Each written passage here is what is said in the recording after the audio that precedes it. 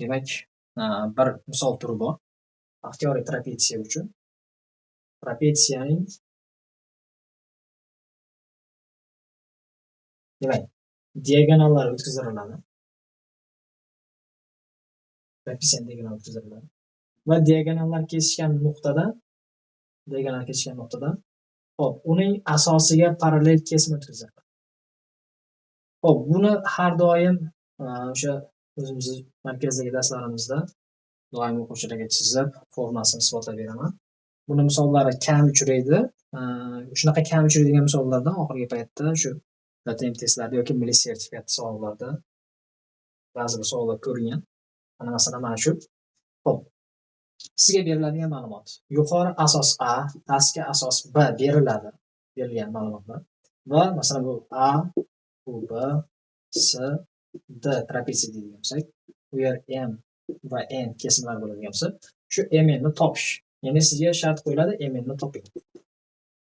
Hop, bu asosga parallel. Ya'ni bu trapetsiyaning asoslariga parallel deb hisoblasak, bu yerda uchburchak o'xshashligidan foydalanadi. Qanday?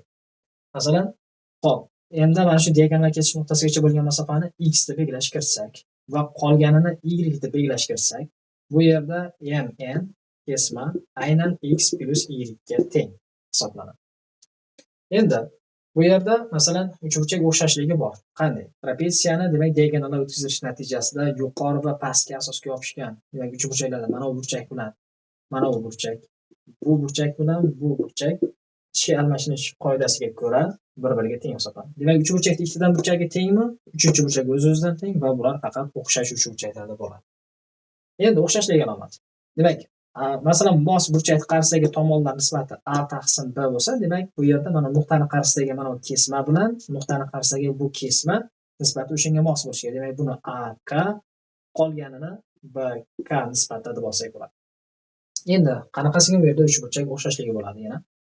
Hop, bu yerda hozir bo'layotgan mana uchburchakka e'tibor bersangiz, bu A, B mana shu D bilan yana o'xshash hisoblanadi. Bu kichkina uchburchak va bu katta uchburchak bir-biriga o'xshash. O'xshashlik alomatini o'qish. Bir xil mos burchakni qarisidagi tomon, masalan, mana burchak qarisidagi tomon x, katta uchburchakda shu burchakni qarisidagi tomon b hisoblanadi. Ya'ni bu yerda x ni bga nisbatan olamiz. Teng.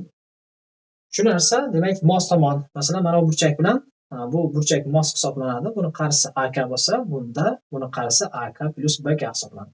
Shuning uchun AK taqsim AK plus BK oldi. Bu yerda kalar qisqarib ketadi.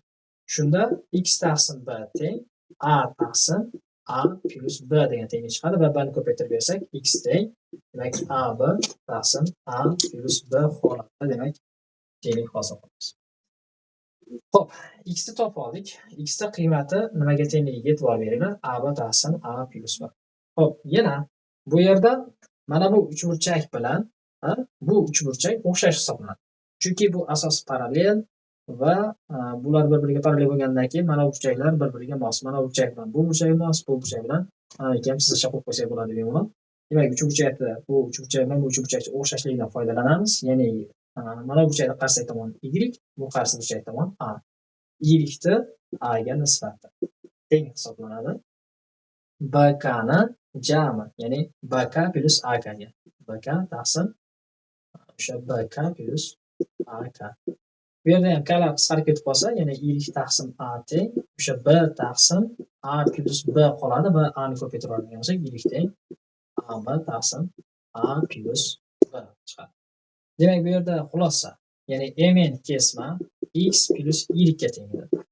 X ni ham qiymati ab taqsim a plus b, y ni ham qiymati ab taqsim a plus b. Demak, ikkalasini bir-biriga qo'shadigan bo'lsak, bu y qiymati mana ko'rib turibsiz. Buni bunga qo'yishib qo'ysak, demak 2ab taqsim a plus b degan natijaga chiqadi. Demak, sizga trapetsiyaning asoslari a va b berilsa, mana shu diagonallar kesish nuqtasidan asosga parallel kesma o'tkazsak, shu mn kesmani topish uchun asoslar bilan demak mana ifodalangan formulasi 2ab taqsim a plus b. Xo'p, bu misol haqiqatan ham bizning trapetsiya misollanishida juda kam takrorlangan. Ehtimol bu yangi mana shu may oyidagi milliy sertifikat savollarida tushib qolishi mumkin, chunki bundan oldingi milliy sertifikat savollarida shunaqangi kam takrorlangan misollar tushgan.